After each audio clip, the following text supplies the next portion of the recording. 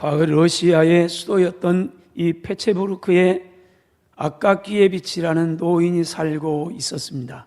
사람들이 노인에게 당신의 소원이 뭐냐 물을 때마다 조금도 주저함이 없이 내 소원은 아주 좋은 고급 외투를 갖는 것이다. 이 노인의 소원은 오로지 하나예요. 고급 외투를 구해가지고 그것 가지고 파티장에 가서 멋지게 그 외투를 자랑하는 것. 이게 평생의 소원이었습니다. 이 말을 들을 때 세상에 가질 게 없어서 외투 한 벌 갖는 게 소원이냐? 그럴 수 있을지 몰라요. 그러나 어쩌면은 이 노인은 우리의 모습인지도 모릅니다.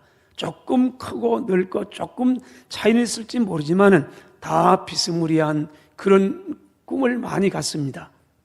이 노인은 이 소원을, 이 목표를 이루기 위해서 평생 동안 열심히 일하고 저축도 했습니다. 겨누남 팔지 않았습니다. 아무도 보이지 않고 오로지 보이는 것은 고급 외투 한 벌이었습니다. 그리고 그는 드디어 80루블의 돈을 모았습니다. 꿈에도 그런 외투를 샀습니다. 그 노인은 그 고급 외투를 입고 이제 멋지게 가는 길은 파티장에 가서 외투를 한번 자랑하는 것, 이것만 남았습니다. 그날은 이 노인에게 있어서 성공한 날이고 인생의 목표 소원을 이룬 그런 기념비적인 날이었습니다. 그러나 안타깝게도 외투를 사가지고 집으로 돌아오다가 강도를 만났습니다. 강도와 투쟁합니다. 외투를 지켜보려고, 끝까지 지켜보려고 몸부림치지만 힘없는 노인은 강도에게 외투를 강탈당하고 거반 죽을 죄까지 이르렀습니다. 그 노인은 매우 절망했습니다. 왜냐하면 그 노인은 외투 한 벌 그걸 강탈당한 게 아니라 그의 성공을, 그의 인생 행복을 강탈당했기 때문에 그렇습니다. 그날 이후에 이 노인은 절망에 빠져 시름시름 앓다가 결국 죽고 말았습니다. 이 이야기는 고골리라는 사람이 쓴 외투라는 단편 소설에 나오는 이야기입니다.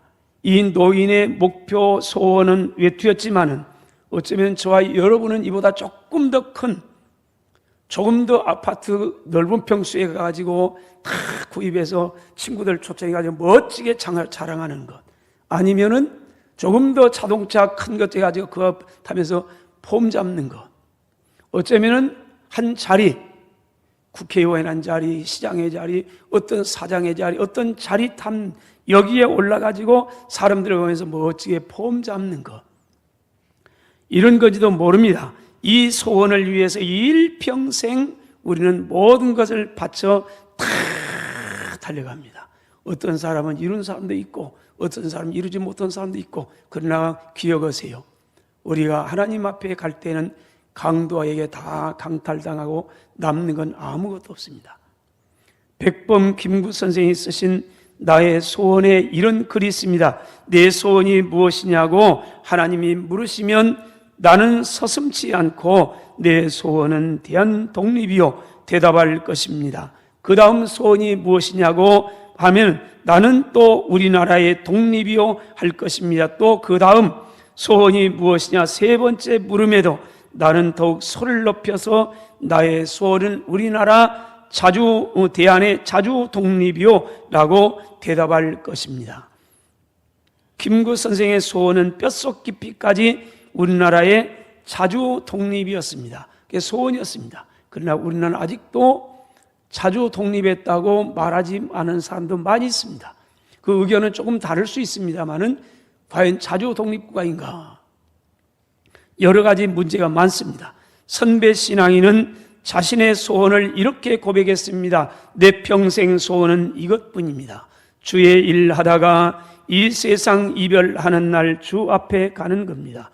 또 어떤 선배 신앙인은 이런 고백을 합니다. 내 모든 소원, 기도의 제목 예수님 닮기 원합니다. 사랑하는 여러분, 여러분의 소원은 뭡니까? 그리고 그 소원을 어떻게 이루겠습니까? 그 소원을 향해 여러분은 얼마만큼 지금 달려가고 있나요? 첫째, 우리의 소원은 내가 품습니다. 그러지만은 그 소원을 이루어 주시는 분은 하나님이라는 사실을 우리는 기억할 겁니다. 아마 우리의 모든 삶이 다 그렇습니다. 오늘 4절과 5절 다윗은 이렇게 고백합니다. 또 여호와를 기뻐하라. 그가 여호와가 내 마음의 소원을 이루어 주시리로다. 내 길을 여호와께 맡기라. 그를 의지하면 그가 다 이루어 주시고 내 의를 빛같이 나타내시며 내 공의를 정오의 빛같이 하시리로다. 시편 37편은 다윗이 나이 많아 인생의 그야말로 만고풍상 다 겪으면서 체험한 하나님에 대한 고백입니다. 다윗은 목자입니다. 목동이었습니다.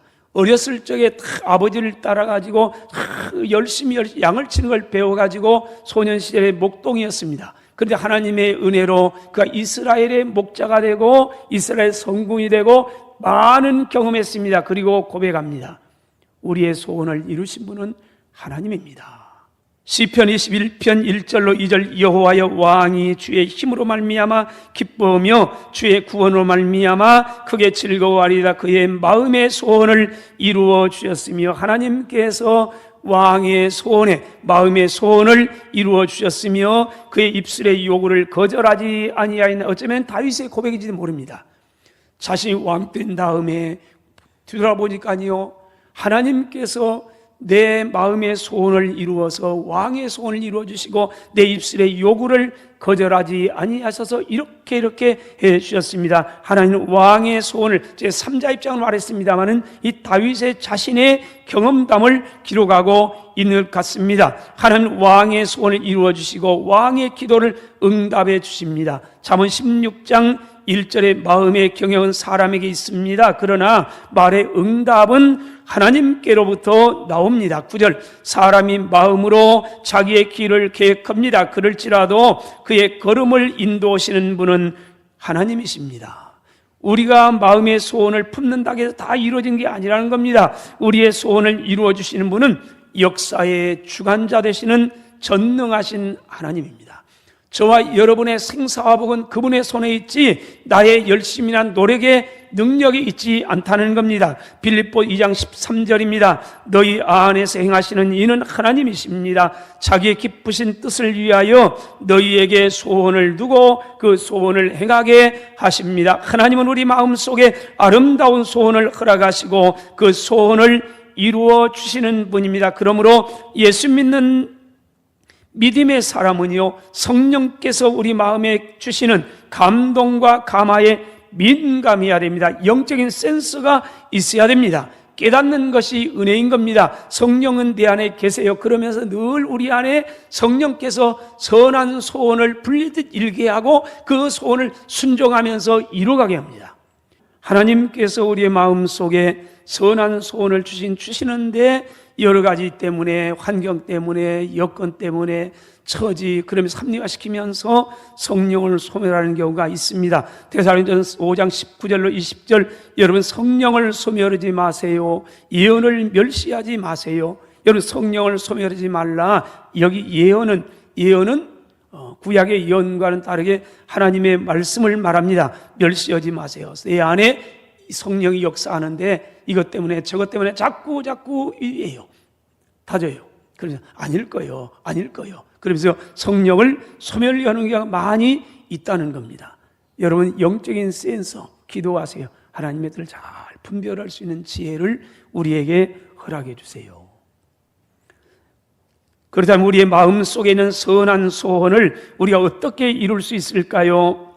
둘째로 우리의 소원을 이루어 주시는 하나님께 가지고 나아가 기도해야 합니다. 오늘 4절과 5절 보세요. 또 여호와를 기뻐하라. 그가 내 마음의 소원을 내게 이루어 주시리로다. 내 길을 여호와께 맡기라. 그를 의지하면 그가 이루어 주셔서 내 의를 빛같이 나타내시고 내 공의를 정오의 빛같이 하실 거라. 악인들의 이 악을 행한 자를 보면서 불평하지 말고 불의한 세상을 보면서 시기하지 말아라. 그리고 그 사람께 다 맡겨라. 여기 보면은 네 여호와를 기뻐하라. 그가 내 마음의 소원을 이루어 주신다. 이 소원이라는 단어가 이 좀 어려운 단어라 죄송합니다만 미슈알라라는 히브리어 단어인데 이 단어가 요구, 청원, 기도라는 뜻이에요. 그래서 이 시편 20편 5절에서는 똑같은 미슈알라는 단어를 어떻게 표현했느냐, 번역을 했느냐, 기도라고 번역했습니다. 여호와께서 내 모든 기도를 이루어 주시기를 원하노라. 오늘 37편에서는 내 마음의 소원을 내게 이루어 주시로다. 소원이라고 번역했어요.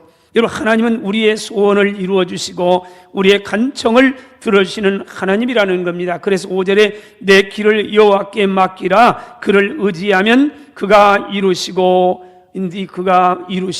그가 이루시고 인생으로 하여금 빛같이 나타내시고 정오의 빛같이 찬란하게 이루어 주실 것이라고 말씀하니 내게 맡기라. 어떻게 해요? 기도로 맡기는 거죠.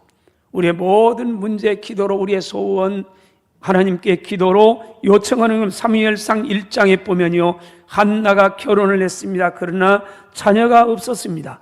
이 일로 인해 한나는 얼마나 괴로웠는지 모릅니다. 한나의 소원은 하나였습니다. 자녀를 갖는 것이었습니다. 그러나 그 일이 사람의 뜻대로 되는 게 아니었습니다. 한나는 그것을 알았습니다. 그래서 한나는 그 소원을 가지고 하나님께 나아가 간절히 기도했습니다. 11절입니다.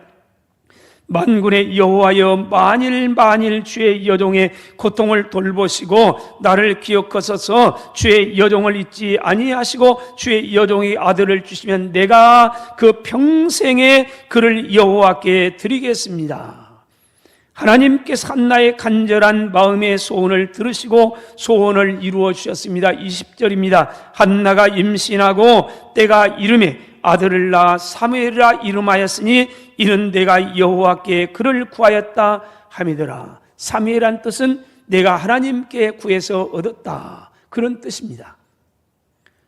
한나가 기도했거든요. 소원을 가지고 하나님 앞에 나가서 통곡하면서 눈물로 간절히 기도했더니 하나님께서, 어떤 하나님이요, 우리의 작은 신음에도 응답하시는 그 하나님이 한나의 기도를 들으시고 응답하셔서 아들을 허락해 주신 겁니다. 한 청년이 학교를 졸업했습니다. 그리고 직장을 들어가지 아니하고 개인 사업을 시작하려고 계획했습니다. 그리고 이렇게 기도했다고 합니다. 하나님, 사업의 문이 열리도록 허락해 주세요. 제 삶은 이미 하나님께 드리기로 서원하지 않았습니까? 사업이 성공하면 온전히 하나님께만 영광을 돌리는데 사용하겠습니다. 하나님께서 그 청년의 소원을 들어주셨습니다. 두 사람을 만났는데 그 두 분을 통해서 사업자금 500만 원을 빌릴 수가 있었답니다. 그래서 두 사람을 통해서 500만 원 사업 자금을 빌렸습니다. 그리고 그 500만 원을 가지고 1980년 9월에 이화여대 앞에 2평짜리 옷가게를 열었다고 합니다. 지극히 평범한 사람의 평범한 사업이었습니다. 2평짜리 가게 얻어가지고 옷가게를 시작했습니다. 또 사업을 시작하면서 이 청년은 마음의 소원을 품고 또 기도했습니다. 하나님, 사업이 89년도에는 500억 원을 달성하게 해주세요. 90년에는 1천억 원의 매출을 달성하게 해주세요. 그래서 80년 9월에 2평짜리 옷가게를 열면서 꿈도 야무졌습니다. 10년 안에 500억 원의 매출을 달성하도록 기도했답니다. 그걸 90년대에는 1천억 원의 매출을 달성하게 해줘요. 그런데 10년 동안 매년 200에서 380%의 성장을 이루어 주셨답니다. 그리고 89년도에 총 매출액은 1,100억 원을 달성하고요. 창립 30주년을 맞이했던 2010년도에는 총 매출이 7조 원에다 영업이익이 5천억 원을 달성했다고 합니다. 그리고 그 이 청년은 나중에 청년이 아니지만 그분은 하나님과 약속대로 순이익의 10%를, 그러니까 11조를 사회를 위해 사용하는 기업이 되었다고 합니다. 한국 기독교인 기업인 중에 가장 건강한 기업인이라고 우리가 봅니다. 그 사업이 아주 건강한 사업체입니다. 아마 여러분이 이미 다 짐작을 했을 겁니다. 그분에 대한 이야기가 많아요. 청년 때 기도했답니다. 하나님, 인도를 나에게 주세요. 인도를 나에게 주세요. 기도했답니다. 인도에 혼자가 가지는 안 되니까, 그래서 그러면 인도에 나에게 달라면 선교사를 파송해야 되겠는데, 그럼 몇 명이나 가면 인도를 할까? 10만 병 정도를 파송하면은 인도를 복음화시켰더랍니다. 그래서 기도했답니다. 10만 명을 파송하기 위해서. 그래서 10만 명을 파송하려면 돈이 얼마나 들까? 대한민국의 제일 부자만큼 있어야 될 거랍니다. 그렇게 생각했답니다. 그리고 기도했답니다. 둘째로, 우리의 소원을 이루어 주시고 기도를 응답하시는 하나님을 기뻐하세요. 그분이 주신 월급 봉투가 기쁜 게 아니고 월급 봉투를 주신 신랑을 사랑하세요. 하나님께서 우리에게 준 축복을 너무 기뻐하지 말고 하나님 자신을 기뻐하세요. 오늘 다시 볼까요? 4절, 5절. 또 여호와를 기뻐하라. 하나님을 기뻐하래요. 왜? 세상 보면서 참 부조리한 세상, 불공평한 세상 같아요. 그래서 악을 행하는 자들 때문에 참 불평이 많아요. 불을 행하는 사람들 때문에 시기함이 많아요. 참 그래서 원망하고 하나님 이럴 수 있나요? 그래요. 근데 성경은 안 그렇습니다. 여호와를 기뻐하세요. 아무리 세상이 불의한 자가 많고 악을 행하는 자가 많아도 거기에 불평하지 말고 시기하지 말고 하나님을 바라보면서 하나님을 기뻐하세요. 그러면 그가 내 마음의 소원을 내게 이루어 주시로다. 내 길을 여호와께 맡기라. 그를 의지하면 그가 이루어 주시고 내 인생으로 하여금 빛같이 나타내시며 정오의 빛같이 이렇게 찬란하게 빛나게 해줄 거라고 말씀하고 있습니다. 하나님을 기뻐하는 것은 우리의 모든 걸 하나님께 맡기고 의지하며 믿음으로 사는 겁니다. 이사 61장 10절입니다. 내가 크게 기뻐하며 내 영혼이 나의 하나님으로 말미암아 즐거워하리니. 이사 선지자는요, 하나님으로 말미암아 기뻐하고 하나님으로 말미암아 인생을 즐거워한다. 왜 그러느냐? 그분이 나의 구원의 옷을 내게 입혀 주셨습니다. 공의의 겉을 내게 더해 주셨으면 마치 신랑이 사모를 쓰며 신부가 자기 보석으로 단장함답게 나에게 이처럼 멋지게 꾸며 주셨기 때문에 그렇습니다. 하나님을 기쁘게 하고 하나님을 기뻐하고 하나님 자신을 즐거워하고요. 하박국서 3장 17절 18절 우리 잘한 말입니다. 비록 무화과나무가 무성하지 못하고 포도나무가 열매가 없고 감람나무에 소출이 없고 밭에 먹을 게 없고 우리의 양이 없고 외양간에 소가 없고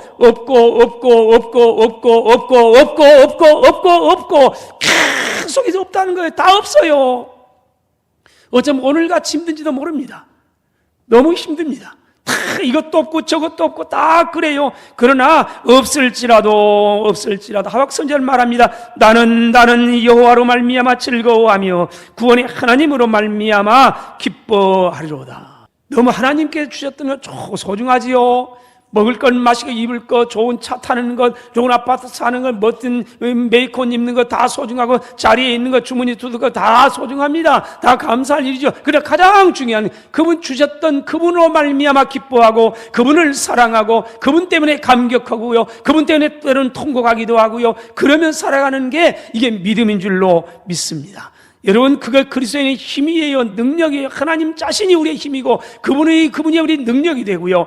느헤미야 8장 10절입니다. 여호와로 인하여 기뻐하는 게 너희의 힘이니라. 하나님이 우리의 힘이래요. 하나님으로 기뻐하는 게 힘이래요. 그분 사랑하는 게 신앙의 능력이랍니다. 여러분, 어느 신앙인은 그래서 이렇게 노래했습니다. 예수님이 좋은 걸 어떡합니까? 예수님이 좋은 걸 어떡합니까? 세상에 어떤 것도 비길 수가 없네. 예수님이 좋은 걸 어떡합니까? 여러분, 세상에 여러 가지 많이 있어요. 근데 예수님이 좋아가지고 몸설쳐요. 너무 감당할 길이 없는 거예요. 하박국 선지자처럼요.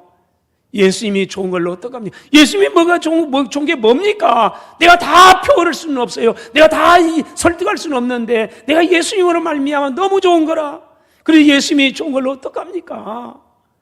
세상에 아무리 그 어떤 것보다도 세상의 어떤 것도 거기에 비길 수 없을 만큼 기쁘고 그분이 좋습니다. 여러분, 소요리문답 제1문헌이요 사람의 제일 되는 목적이 뭡니까? 그렇게 물으면서 이렇게 대답합니다. 사람의 제일 되는 목적은 다름이 아니라 하나님을 영화롭게 하는 겁니다. 그리고 그를 영원토록 즐거워하는 겁니다. 그를 즐거워하는 것, 그분을 즐거워하고 그분을 기뻐하고, 그래서 그분만 생각하면요 자다가도 가슴이 벌렁벌렁하고요, 일어나가지고 찬양을 부르고요, 그분이 좋아요. 그분을 생각하면, 십자가의 사랑만 생각하면요 잠이 안 와요. 그게 이 신앙생활 아닙니까? 여러분, 성령이 충만하고 은혜가 충만하다, 믿음이 성숙하다, 믿음이 미성숙하다, 그 기준이 뭡니까? 간단합니다. 갈라디아서예요.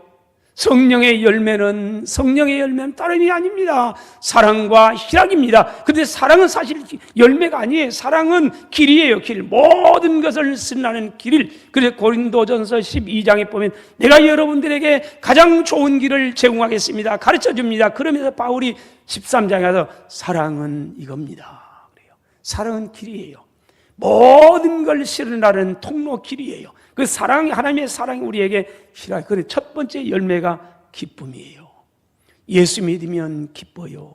예수 믿으면 즐거워요. 예수 믿으면 좋은 걸 어떡합니까? 이 세상의 꿈보다도 훨씬 비길 수가 없어요. 그래서 행복한 거 아니에요. 그런데 예수 믿는데 아직 이게 없어요. 예수의 십자가의 사랑만 생각해, 그분이 나를 사랑했다는 걸, 이 사랑 때문에 가슴이 벌렁벌렁하고요, 그래 행복하고요. 이게 신앙생활란 말이에요. 하나님 자신을 즐거워하는 것, 그래서 성령 충만은 다름이 아니에요. 그분으로 즐거워하는 것, 그분이 충만할수록 그분이 만족하는 것, 그게 사랑과 희락이에요.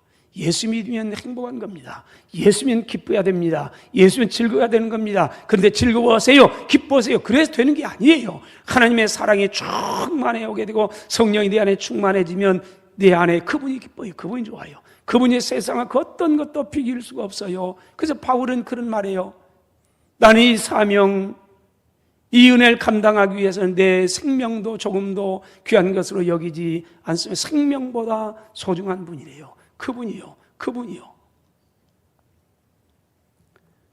고린도전서 10장 31절입니다. 그런즉 너희가 먹든지 마시든지 뭘 하든지 간에 하나님의 영광을 위하여 하라. 왜요? 그분이 좋으니까요. 이게 테레사 수녀의 고백이에요. 힘들지 않나요? 힘들지요. 많이 힘듭니다. 그러나 행복합니다. 왜요? 그분이 나와 함께 하니까요. 이 문제가 힘들지 않았던 게 아니란 말이에요. 십자가가 가벼웠던 게 아니란 말이에요. 하나님이, 그분이, 주님이 나와 함께 하니까요, 이것도 감사하고 저것도 감사하고, 그래서 행복하다는 고백입니다. 이 고백이 오늘 저와 여러분의 고백이 되면 참 좋겠습니다. 이것이 하나님 나라와 하나님의 의를 구하는, 하나님을 기뻐하는 사람의 삶입니다. 사랑하신 여러분, 여러분의 신앙생활을 예수님으로 말미암아 행복합니까? 아니면 이것 때문에 저것 때문에 참 불행합니까? 하나님 우리의 소원을 이루어 주시기를 기뻐하시는 우리의 아버지가 되십니다. 그리고 얼마든지 우리의 소원을 이루어 주실 수 있는 전능하신 능력 있는 아버지입니다. 부모의 소원은 자녀의 행복입니다. 그래 다 해주고 싶습니다. 부모 쳐놓고 자녀에게 나는 안 해주고 싶어, 그러면 하나도 없습니다. 근데 때로는 아무리 사랑이 커도 때로는 힘의 한계 때문에요, 못 해줄 때가 많이 있습니다. 그러면서 마음 아파합니다. 해주고 싶은데 이걸 못 해줘요. 힘이 없는 거 어떻게 해요? 근데 우리 하나님은 그러지 않아요. 해주고 싶기도 하고 해줄 수 있는 능력이 얼마든지 있는, 생사 화복을 주관하실 수 있는 능력의 우리의 아버지예요. 그러므로 하나님을 온전히 믿으세요. 그분께 맡기세요. 그분을 기뻐하세요. 그리고 먼저 하나님의 나라와 그분의 의를 먼저 구하세요. 그러므로 구하는 것마다, 생각하는 것마다 더 넘치게 채움받아 축복의 역사를 이루어가는 저와 여러분들이 다 되시기를 주의 이름으로 축원합니다.